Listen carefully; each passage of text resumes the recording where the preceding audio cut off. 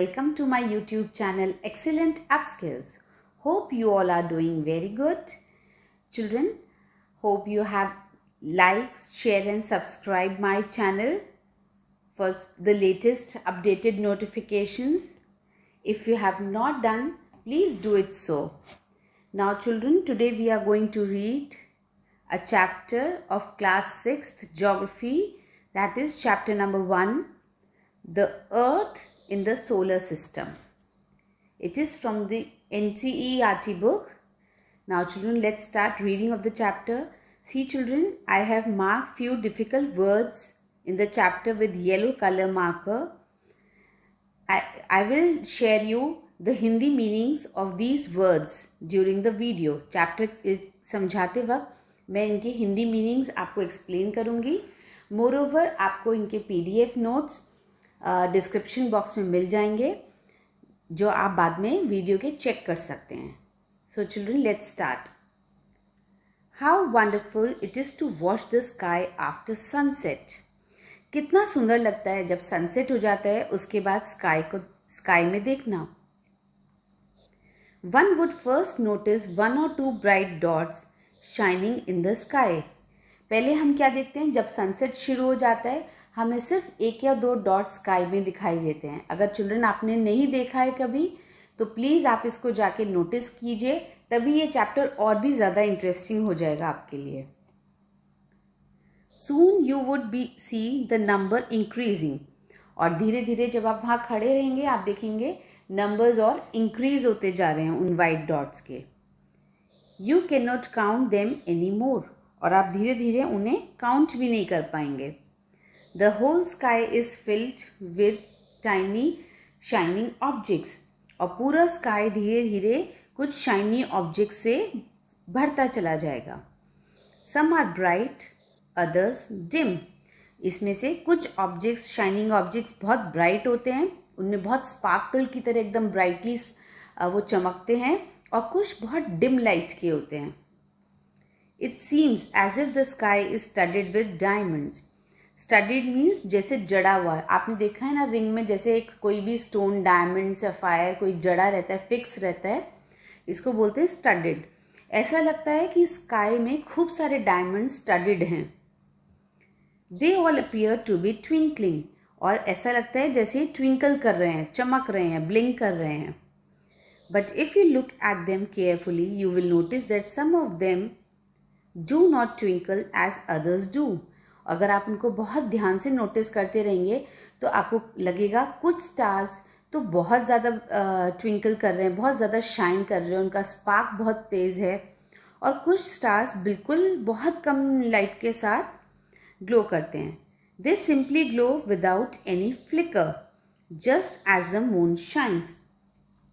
और कुछ सिर्फ हल्के हल्के झिलमिलाते रहते हैं, हल्का हल्का बहुत उनका लाइट होता है. और वो भी किसकी हेल्प से, क्योंकि मून बहुत ब्राइट अपनी रेज उन पर स्प्रेड करते हैं, इस कारण वो छोटे छोटे स्टार्स में भी थोड़ी बहुत शाइनिंग आ जाती है. along with these bright objects you may also see the moon on most of these days. ऐसे ही कुछ ब्राइट ऑब्जेक्ट्स के साथ आप क्या देखते हैं, मून भी देखते हैं.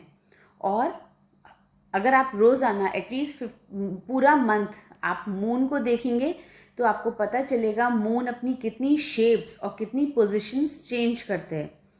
It may however appear at different times in different shapes and at different positions. अगर आप एक महीना पूरा आप सनसेट के वक्त ऊपर जाकर अपने रूफ टॉप पर देखेंगे स्काई को, तो आपको पता चलेगा मून कैसे अपनी शेप, अपना साइजेस चेंज करते हैं और अपनी पोजीशन भी चेंज करते हैं. You can see the full moon only once in about a month's time. पूरे एक मंथ में आप सिर्फ फुल मून एक ही दिन देख सकते हैं. It is full moon night और पूर्णिमा. और इस दिन, जिस दिन फुल मून रहता है उसको क्या बोलते हैं, फुल मून नाइट, और हिंदी में हम इसे क्या बोलते हैं, पूर्णिमा की रात. A fortnight later you can not see it at all. और एक दिन गुजर जाने के बाद नेक्स्ट डे भी अब आप देखेंगे ना तो उसमें हल्का सा मून आपको कम दिखेगा, वो राउंड सर्कल नहीं होगा, फुल मून नहीं होगा. It is a new moon night और अमावस्या। और अभी 15 डेज होने के बाद फिर आप देखेंगे कि मून ना के बराबर है और बहुत छोटा सा है, बहुत थिन है। इसको क्या बोलते हैं? न्यू मून लाइट और अमावस्या इन Hindi. On this day you can watch the night sky best, provided it is a clear night. और इस दिन, जिस दिन अमावस्या की रात होती है, उस दिन स्काई और ज़्यादा क्लियर दिखता है। क्यों? क्योंकि रोज़ाना तो मून की शाइन रहती है स्काई में, है ना। अब जिस दिन मून की शाइनिंग नहीं होगी, उसकी रेज नहीं होंगी, तो आपको स्काई और ज़्यादा क्लियर दिखेगा। Provided it is a clear night means बस उस दिन क्लाउडी नहीं होना चाहिए और एकदम स्काई बिल्कुल क्लियर होना चाहिए। Do you wonder why can't we see the moon and all those bright tiny objects during day time? कभी आपने सोचा है कि ये मून और इतनी सारे जो ब्राइट टाइनी ऑब्जेक्ट्स हम जो स्काई में देखते हैं, ये हमें दिन में क्यों नहीं दिखते हैं? It is because the very bright light of the sun does not allow us to see all these objects of the night sky. और क्योंकि दिन में सन की रेज इतनी स्ट्रॉन्ग होती हैं, इतनी ब्राइट लाइट होती है सन में, उस कारण ये सब चीज़ें दिन में भी रहती हैं। मून आपको दिन में भी होगा, स्टार्स दिन में भी रहते हैं, बट सन की इतनी ब्राइट लाइट में वो हमें दिखते नहीं हैं। The sun, the moon and all other objects shining in the night sky are called celestial bodies. जो भी चीज़ें सन, मून और जो भी ऑब्जेक्ट्स जो शाइन करते हैं नाइट स्काई में, सन तो ऑब्वियसली डे में ही शाइन करते हैं, मून और अदर ऑब्जेक्ट्स, इनको क्या बोलते हैं? Celestial bodies. Some celestial bodies are very big and hot. कुछ सेलेस्टियल बॉडीज बहुत बड़ी होती हैं और बहुत ज़्यादा गर्म भी होती हैं। They are made up of gases, और वो उनका जो कॉम्पोजिशन होता है वो बहुत सारी गैसेस मिलाकर बनता है। They have their own heat and light, उनकी अपनी हीट और अपनी ही लाइट होती है। Which they emit in large amounts. Emit means छोड़ना, फेंकती हैं वो लाइट्स को ना। तो कुछ सेलेस्टियल बॉडीज इतनी ब्राइट होती हैं, इतनी बिग साइज में, बिग हीट, उनमें इतनी हीट और लाइट होती है कि वो अपनी रेज खुद ही एमिट करती हैं, खुद ही छोड़ती हैं, वो भी बहुत ज़्यादा क्वांटिटी में। These celestial bodies are called stars. इनको हम क्या बोलते हैं? Stars. The sun is a star. सन भी एक स्टार है। ये बहुत बड़ा साइज में हो गया, big size of celestial body है सन। Countless twinkling stars in the night sky are similar to the sun. आपने रात में देखा है ना, खूब सारे, काउंटलेस मीन्स अनगिनत स्टार्स जो नाइट में स्पार्कलिंग करते हैं, वो सिमिलर टू सन है। सन जैसे ही है, बस सन का साइज, उसका स्ट्रक्चर बहुत बड़ा है, इसलिए वो हमें ज़्यादा प्रोमिनेंट दिखती है उसकी rays. But we do not feel the heat of light and they look so tiny because they are very far from us. हमें उन स्टार्स की हीट और लाइट इसलिए फील नहीं होती हैं क्योंकि वो हमसे, अर्थ से बहुत दूर हैं। Sun is near to earth and stars are far away.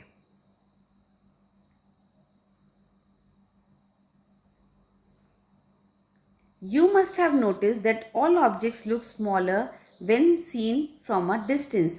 आपने देखा है, नोटिस किया है, जब हम कोई चीज़ बहुत दूर से देखते हैं तो हमें बहुत छोटी नज़र आती है। How small an aeroplane looks when it is flying at a great height. जब आपने एरोप्लेन को देखा है स्काई में, वो कितना टाइनी लगता है, और रियलिटी में एरोप्लेन बहुत बिग होता है। आपने नोटिस किया ना डिफरेंस? ये क्यों है? Because of height. While watching the night sky, you may notice various patterns formed by different group of stars. जब अगर आप नाइट स्काई देखेंगे तो आप देखेंगे बहुत सारे डिफरेंट पैटर्न्स बनते हैं स्टार्स के, है ना। हम इमेजिन करते हैं, कभी कभी हम क्लाउड्स को भी बहुत देखते हैं, हमें ऐसा लगता है इसमें कोई गॉड का विजन आ रहा है, कभी इसमें कोई हमें एनिमल का विजन दिखता है। सेम वे स्टार्स भी रात के समय अपना कुछ पैटर्न बना के रखते हैं। These are called constellations. उस पैटर्न को हम क्या बोलते हैं? Constellation.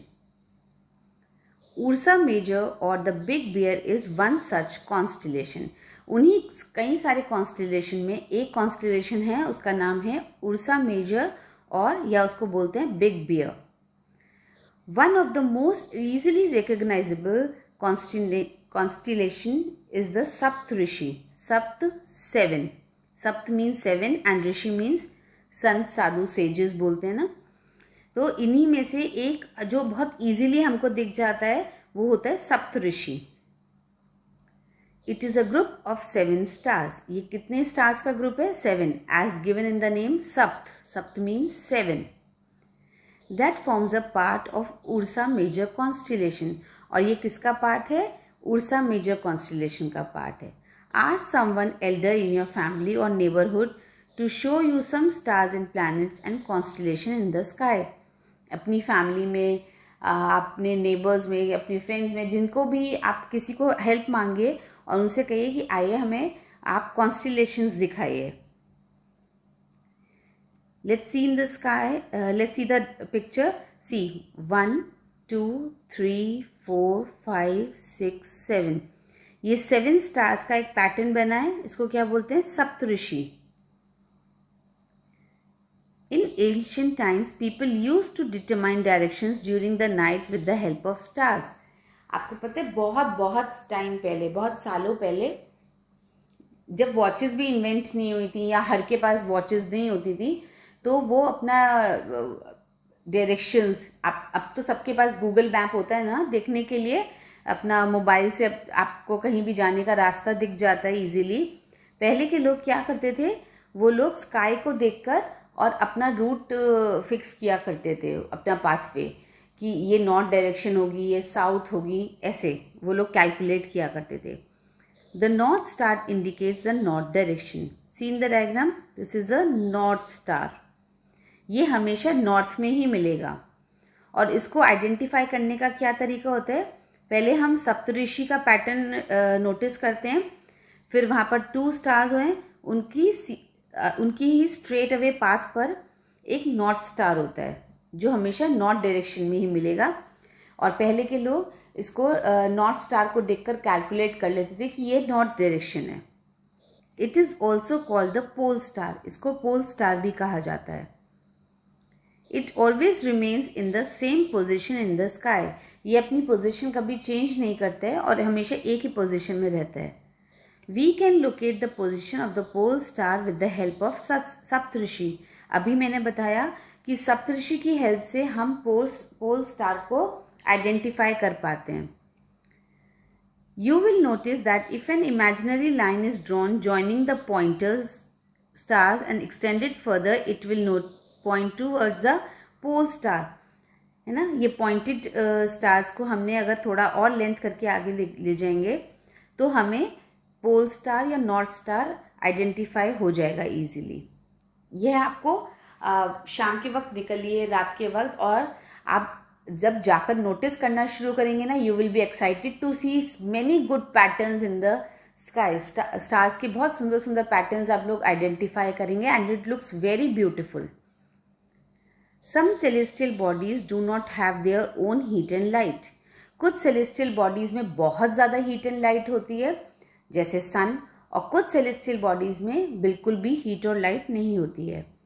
They are lit by the light of the stars, और उन्हें रोशनी कहाँ से मिलती है? स्टार्स की रोशनी से। Such bodies are called planets, और इनको क्या बोलते हैं? planets. The word planet comes from the Greek word planetae. ये कहाँ से ओरिजिन हुआ है planet word का? ग्रीक वर्ड से planetae, which means wanderers. Wanderers means जो चीज़ें, मतलब wanderers हम ह्यूमन बींग्स के लिए भी यूज़ करते हैं, जो एक जगह नहीं रहते हैं, कभी यहाँ चले गए, शिफ्ट हो गए, कभी उधर हो गए। लाइक पहले नोमैड्स होते थे ना, वो एक प्लेस से दूसरी प्लेस मूव करते रहते थे, उनको वॉन्डरर्स भी बोलते थे। वॉन्डरर्स मीन्स जो फिरते रहते हैं। The earth on which we live is a planet. हमारा अर्थ भी उन्हीं प्लैनेट में से एक है। हमारे अर्थ पे अपनी खुद की कोई लाइट नहीं है, हमें सन से लाइट मिलती है, मून से लाइट मिलती है और स्टार्स से लाइट मिलती है। It gets all its heat and light from the sun which is our nearest star, और सन हमारा सबसे नियरेस्ट स्टार है। If we look at the earth from a great distance, say the moon, अगर हम moon से जाके earth को देखेंगे, it will appear to be a shining just as the moon. हमें अपना अर्थ कैसे दिखेगा? सेम मून की तरह ही हमें अपना अर्थ भी दिखाई देगा। The moon that we see in the sky is a satellite. जो रात में हम मून देखते हैं, मून क्या है? एक सैटेलाइट है। It is a companion of our earth and moves round it. Companion means जैसे आपके फ्रेंड्स होते हैं ना, कंपेनियंस, ऐसे ही मून भी अर्थ का एक कंपेनियन है जो उसके साथ साथ रेवोल्यूशन और रोटेशन करते हैं।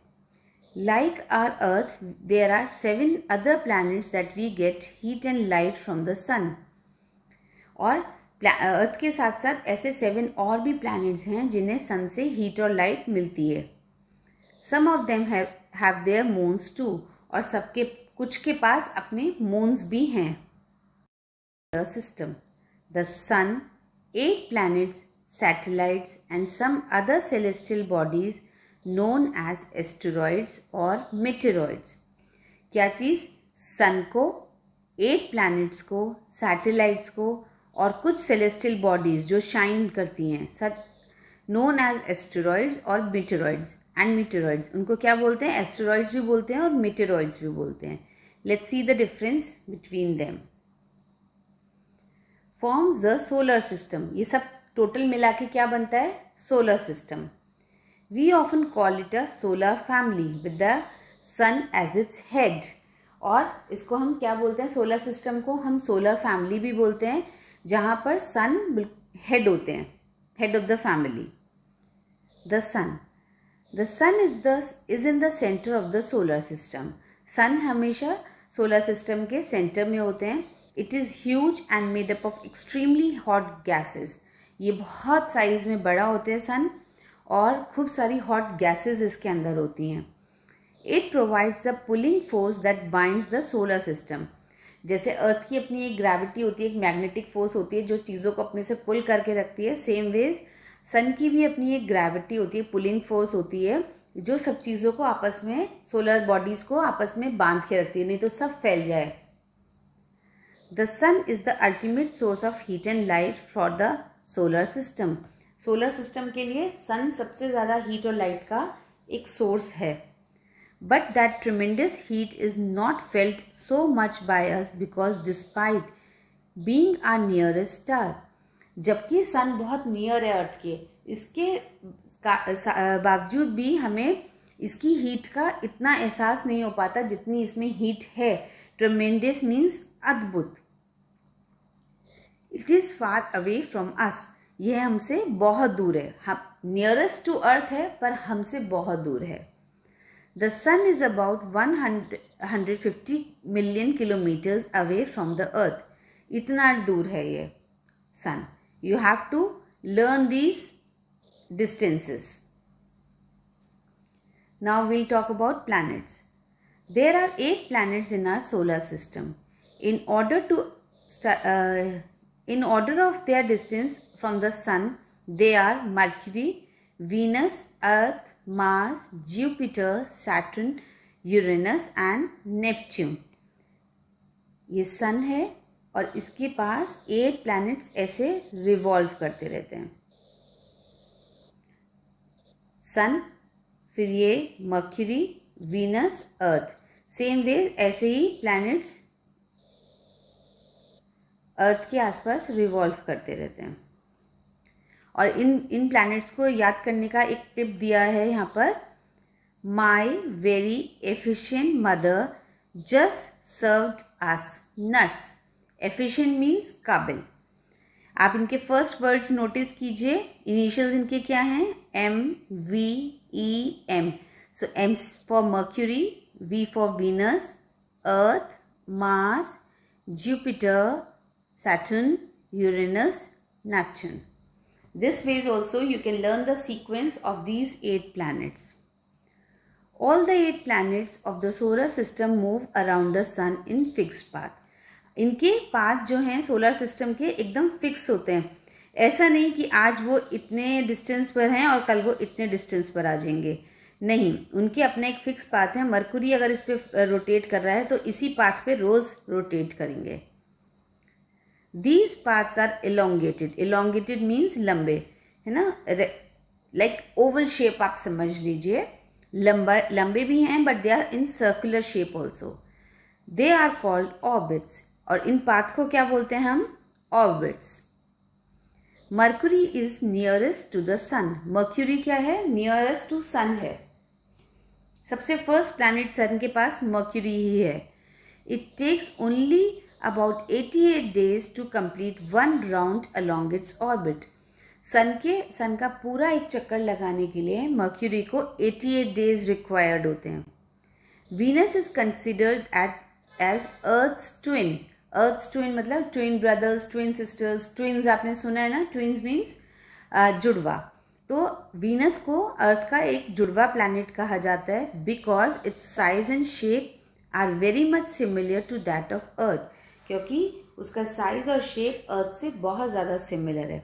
Children, this answer can come in your exams as a reasoning question. Till recently August 2006, Pluto was also considered as a planet. However, in a meeting of International Astronomical Union, a decision was taken that Pluto, like other celestial objects, Ceres 2003 UB, discovered in recent past, may be called a dwarf planet. बहुत पहले 9 planets count होते थे, जिसमें 9th planet होता था Pluto. पर 2006 में कुछ एस्ट्रोनॉट्स की मीटिंग हुई. उन्होंने डिसाइड किया कि प्लूटो जो है बहुत टाइनी है. जैसे स्काई में और सारी यूनिवर्स में बहुत सारी अलग सेलेस्टियल बॉडीज हैं, सेम वे ये भी एक सेलेस्टियल बॉडी है और ये एक बिल्कुल डॉर्फ प्लैनेट है. डॉर्फ मीन्स छोटा, बहुत छोटा. Now the next heading, the earth. The earth is the third nearest planet to the sun. See the diagram. Sun is here, Mercury, Venus, Earth. So Mercury, Venus, Earth, and so Earth is the third nearest planet to the Sun. In size, it is the 5th largest planet. अगर हम 8 planets में से compare करते हैं तो ये 5th largest planet है. It is slightly flattened at the poles. Poles पे से ये थोड़ा flat हो जाता है. That is why its shape is described as a geoid. Geoid means an earth-like shape. Okay, earth-like shape होती है इसकी. पोल्स पर से थोड़ा फ्लैट होता है, इस कारण इसकी शेप है. This can also come as a reasoning question in your exams. That is why thorough reading of the chapter is very much required.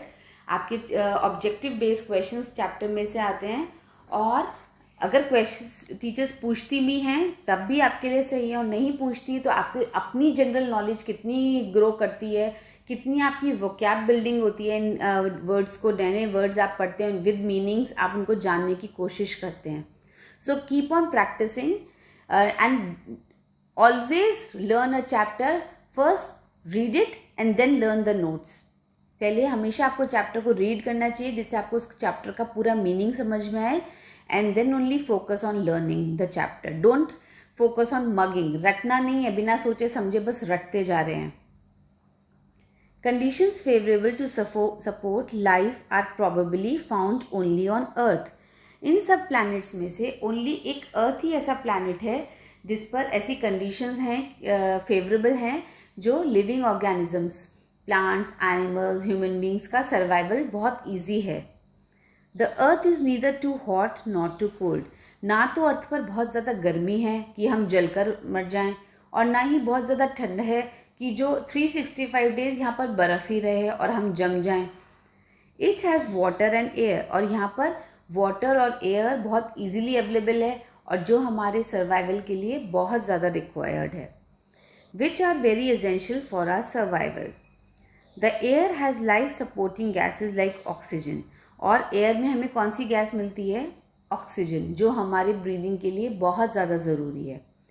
Because of this reasons the earth is a unique planet in the solar system. Again a reasoning question here. इसीलिए earth को एक unique planet कहा जाता है solar system का. From the outer space the earth appears blue.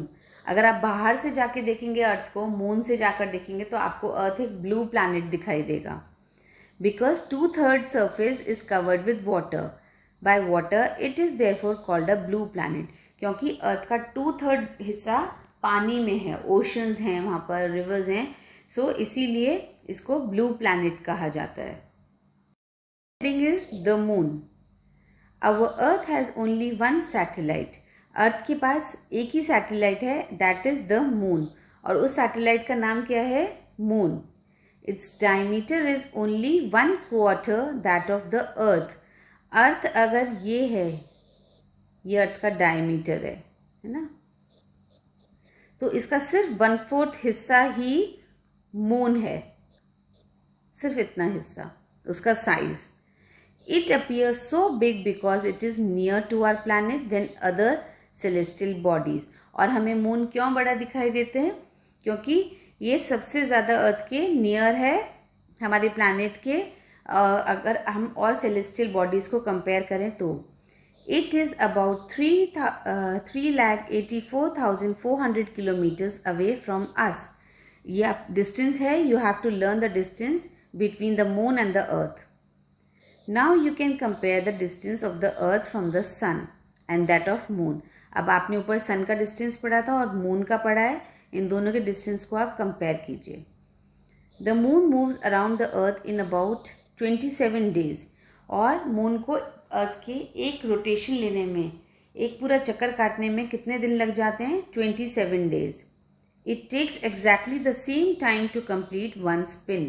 पूरा एक चक्कर, एक स्पिन लेने में 27 डेज लगते हैं. As a result only one side of the moon is visible to us on the earth. इसी कारण हमें मून की सिर्फ एक ही साइड विजिबल होती है, बाकी पूरा हमें बॉल शेप में मून नहीं दिखाई देता है, एक फ्लैट प्लेट की तरह दिखाई देता है. The moon does not have conditions favourable for life. Moon पर ऐसी कंडीशंस नहीं हैं कि जो हाँ लिविंग बींग्स जाकर सर्वाइव कर पाएँ. ह्यूमन बींग्स का सर्वाइवल हो, एनिमल्स, प्लांट्स का सर्वाइवल मून पर फेवरेबल नहीं है. It has mountains, plains and depressions on its surface. Moon के सरफेस पर माउंटेन्स भी हैं, प्लेट्यूज भी हैं और डिप्रेशंस मीन्स गड्ढे, है ना, गहरे गहरे गड्ढे भी हैं. These cast shadows on the moon surface. आपने देखा है ना, दूर से मून आपको ऐसा लगता है उसमें कुछ ब्लैक ब्लैक स्पॉट्स दिखाई दे रहे हैं और उनको आप कभी भी कुछ आइडेंटिफाई कर लेते हैं. वो ब्लैक स्पॉट्स हमें दूर से ऐसे दिखते हैं, अदरवाइज वो ये माउंटेन्स, डिप्रेशंस ही होते हैं. Look at the full moon and observe these shadows. आप फुल मून डे पर जाके पूरा मून देखिए, फुल मून देखिए और इन शेडोज को नोटिस कीजिए. Asteroids. Apart from the stars, planets and satellites, there are numerous tiny bodies which also move around the sun. Stars, planets और satellites के अलावा भी बहुत सारी tiny bodies हैं जो सन के साथ चक्कर लगाती हैं, सन के आसपास. These bodies are called asteroids. और उनको क्या बोलते हैं? Asteroids. They are found between the orbits of Mars and Jupiter. This is an important point to be noted. और वो कौन से ऑर्बिट में? मार्स और जुपिटर के ऑर्बिट में, जो ये बीच का गैप है, यहाँ पर एस्टेरॉइड्स अपना मूव करते हैं. Scientist are of the view that asteroids are a part of planet which exploded many years back. Exploded means विस्फोट, जैसे बम फटता है ना, एक्सप्लोड हो जाता है इस तरह से, और बहुत छोटे छोटे टुकड़े हो जाते हैं किसी भी चीज़ के. इसी तरह से एस्ट्रोनॉमर्स का कहना है, साइंटिस्ट का कहना है कि कई साल पहले, हमारी इमेजिनेशन से पहले भी कुछ प्लैनेट्स रहे होंगे, कुछ हेवनली बॉडीज ऐसी रही होंगी जो एक्सप्लोड हो गई हैं, और उन्हीं के ये छोटे छोटे टुकड़े हैं जिनको हम एस्टेरॉइड्स बोलते हैं. Now the next heading is meteoroids. The small pieces of rocks which move around in the sun are called meteoroids. Rock के वो छोटे छोटे पीसेस जो सन के आसपास चक्कर लगाते हैं उनको बोलते हैं meteoroids. Sometimes these meteoroids come near the earth. और कभी कभी ऐसा होता है कि ये अर्थ के बहुत नियर आ जाते हैं and tend to drop upon it. और अर्थ के नज़दीक आते ही ये अर्थ पर अक्सर गिर जाते हैं. During this process, due to friction with the air, they get heated up and burn. जब ये ऊपर से आ रहे होते हैं और हमारे एटमॉस्फेयर की ब्लैंकेट में एंटर करते हैं तो कई बार एयर के कांटेक्ट में आने पर इनमें हीट आ जाती है और ये जलते हुए गिरते हुए आते हैं। It causes a flash of light, और इनमें से एक लाइट बहुत तेज स्पार्क करती है। Sometimes a meteor without being completely burned falls on the earth and creates a hollow। और कई बार एक आधा जल पाता है, पूरा नहीं जलता है, आधा है, वो आकर कहीं पर भी गिर जाता है धरती पर और अर्थ पर, और फिर वो एक बहुत बड़ा हॉलो, एक डिप्रेशन बना देता है, गड्ढा बना देता है। Do you see a whitish broad band like a white glowing path across the sky on a clear starry night? आपने कभी ये नोट किया है? इस तरह से ऐसे वाइट टिश ब्रॉड बैंड, देखा कितना ब्रॉड है ये, है ना। तो ये कभी आप खूब, जिस दिन खूब स्टार्स अच्छे से स्पार्कल कर रहे हो, आप ट्विंकल कर रहे हो, आप उस दिन जाके नोटिस कीजिए इस तरह का white path. It is a cluster of million of stars. Cluster means ये झुंड होता है बहुत सारे स्टार्स का जो चमक रहे होते हैं। This band is the milky Way Galaxy. इसको क्या बोलते हैं, इतने ब्रॉड बैंड को क्या बोलते हैं? Milky Way galaxy. In ancient India it was imagine to be a river of light flowing in the sky. पहले के लोगों में, जो बहुत पहले लोग थे, वो क्या बोलते थे कि ये जैसे एक रिवर ऑफ वाटर होती है हमारे यहाँ, है ना, ऐसे इसको रिवर ऑफ लाइट कहा जाता था। इसीलिए इसको हिंदी में आकाश गंगा भी कहा जाता है। आकाश में Ganga, Akash Ganga. A galaxy is a huge system of billions of stars. एक गैलेक्सी खूब सारे ह्यूज बिलियंस ऑफ स्टार्स का कॉम्पोजिशन होती है। And clouds of dust and gases, और वहाँ खूब सारे बादल होते हैं जो डस्ट और गैसेस के होते हैं। There are millions of such galaxies that makes the universe. और हमारे जो यूनिवर्स है उसमें ऐसी अनगिनत गैलेक्सीज हैं जिन पर आज भी साइंटिस्ट रिसर्च करते रहते हैं। It is difficult to imagine how big the universe is. हमारी सोच भी नहीं हो सकती है, सोच से भी दूर है कि यूनिवर्स कितना बड़ा है। Scientist are still trying to find out more and more about it. Scientist आज भी इन सब पर रिसर्च करते रहते हैं। We are not certain about its size, but we know that all of us, you and I, belong to this universe. हम इसके size को इमेजिन भी नहीं कर सकते हैं, बस हमें क्या पता है, हमें सिर्फ ये पता है कि हम एक यूनिवर्स का पार्ट हैं। देखिए, ये हमारा है, अर्थ है। अर्थ के बाद हमें सोलर सिस्टम देखने को मिलता है, मिल्की वे गैलेक्सी, और ऑल टुगेदर इस सबको मिलाकर क्या बनता है? एक यूनिवर्स बनता है। Before doing the exercise, let's read the facts and some important points on the from the chapter.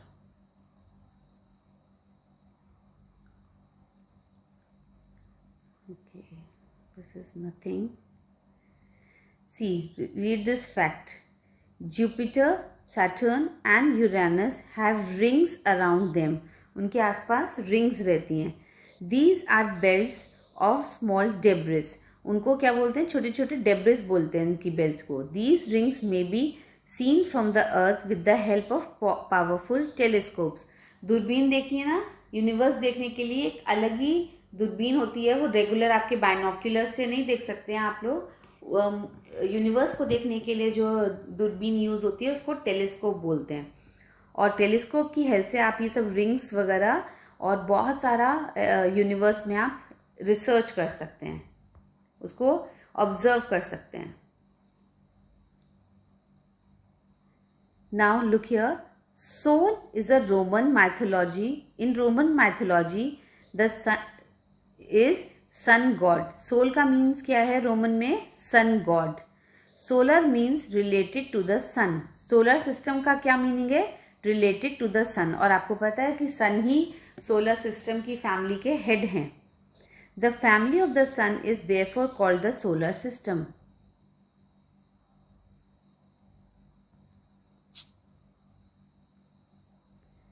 Now let's see.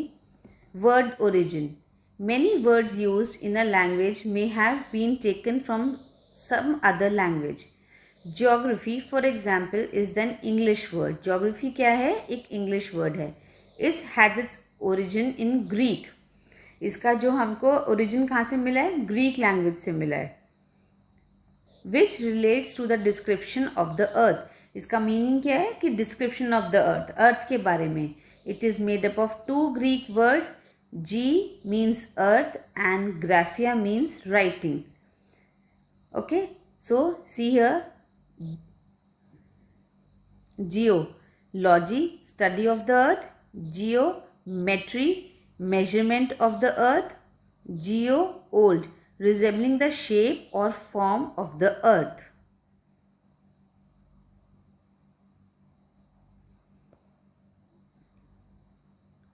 Now look here, some important interesting fact. Light travels at the speed of about 3 lakh kilometre पर second. Light को कितना speed से आती है धरती पर, अर्थ पर? 3 lakh kilometers per second. Yet even with this speed, the light of the sun takes about 8 minutes to reach the earth. इतनी हाई स्पीड होने के बावजूद भी लाइट को 8 मिनट्स लग जाते हैं अर्थ तक पहुंचने में. Again one more fact. Neil Armstrong was the first man to step on the surface of the moon on 20 July 1969. Neil Armstrong सबसे पहले मैन थे जिन्होंने मून पर लैंड किया था and date was 20 July 1969. Children, you should all know these facts. ये आपकी knowledge को और भी इनहांस करते हैं, और भी डेवलप करते हैं आपकी नॉलेज को. Satellite is a celestial body that moves around the planets in the same way as the planets move around the sun. Satellite same ways वैसे ही मूव करते हैं जैसे सारे planets मूव करते हैं सन के आसपास. इसी कारण मून भी एक सैटेलाइट है ना, वो भी सेम वेज अर्थ के आसपास रोटेट करता है. A human man made satellite, ये जो मून है ये हमें नेचर से मिला है ना. और एक ह्यूमन मेड सैटेलाइट कौन सा है? Is an artificial body. Human made satellites को क्या बोलते हैं? ये आर्टिफिशियल बॉडी होती हैं. It is designed by scientist to gather information about the universe और फॉर कम्युनिकेशन. और साइंटिस्ट इनको क्यों बनाते हैं सैटेलाइट्स को? जिससे हमें यूनिवर्स के बारे में बहुत सारी इंफॉर्मेशन पता चल पाए और कम्युनिकेशन ईजी हो जाए. जो हमारा हमने इधर मैसेज भेजा और उधर कितने भी किलोमीटर्स दूर हमारा मैसेज एकदम पहुंच जाता है. ये किसकी हेल्प से है? ये मोबाइल फोन्स, ये फैक्स सर्विसेज, ये कंप्यूटर, इंटरनेट किसकी हेल्प से चल रहे हैं? It's because of satellites. It is carried bye a rocket and placed in the orbit around the earth. ये रॉकेट के थ्रू ऊपर भेजा जाता है सैटेलाइट को और ये अर्थ के ऑर्बिट में रोटेट करता रहता है. Some of the Indian satellites in space are INSET, IRS, EDUSAT. ये आपको नेम्स याद करने चाहिए और ऐसे बहुत सारे एग्जाम्पल्स हैं अगर आप गूगल करेंगे.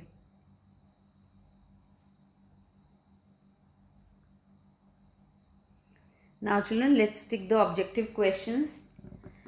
Tick the correct answer. The planet known as the Earth twin is, अर्थ का ट्विन प्लैनेट किसको कहा जाता है? वीनस को, not Jupiter, not Saturn. Now next is, which is the third nearest planet to the sun? Venus, Earth, Mercury. Third nearest planet is Earth. All the planets move around the sun in a circular path, rectangular path या elongated path? Elongated path. The pole star indicates the direction to the north. इसीलिए इसको north star भी कहा जाता है. Asteroids are found between the orbits of. Asteroids कौन से दो प्लैनेट्स के ऑर्बिट में पाए जाते हैं? सैटर्न जुपिटर, मार्स जुपिटर या earth Mars? It is Mars and Jupiter. If you will read the chapter carefully, आपको ये ऑब्जेक्टिव क्वेश्चंस को सॉल्व करने में हार्डली 1 मिनट लगेगा. Now let's fill the answers in fill in the blanks.